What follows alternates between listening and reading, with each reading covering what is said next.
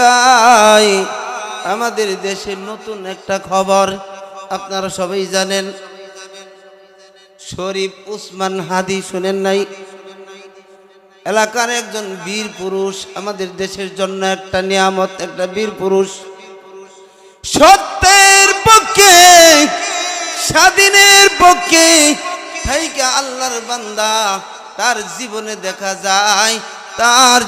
দেখা যায় ন্যায়ের পথে চলেছেন, হক কথা বলেছেন। কিন্তু আল্লাহর জমিনে এক ধরনের জালিম আছে, ওই জালিমরা শহীদ হাদির জীবনের বাতি নিভায়া দিয়েছে। তোমরা কি মনে করছ হাদি মরে গেছে নাকি?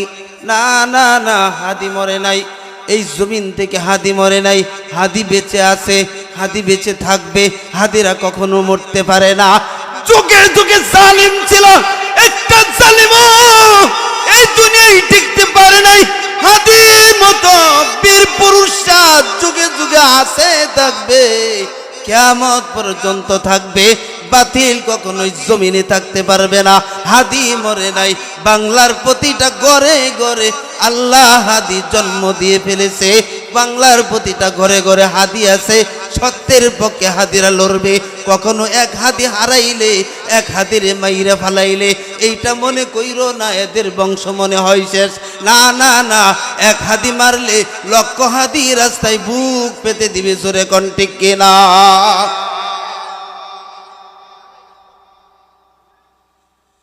কি মনে করো তোমরা এক হাদি মাইরা ফালাইলে মনে করছো তোমাদের জুলুমের রাজত্ব ফিরে আসবে? কখনো না। জোরে কোন ঠিক কিনা? এই বাংলার জমিনে ভারতের আধিপত্য আর কোনোদিন হবে না। কথা কোন ঠিক কিনা? আর কখনো সম্ভব না।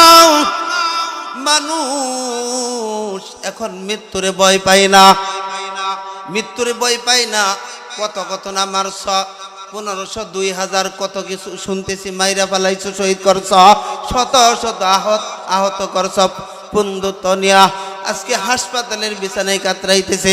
এইগুলা দেখার পরেও রাস্তায় কি বীর সৈনিক কম আছে নাকি?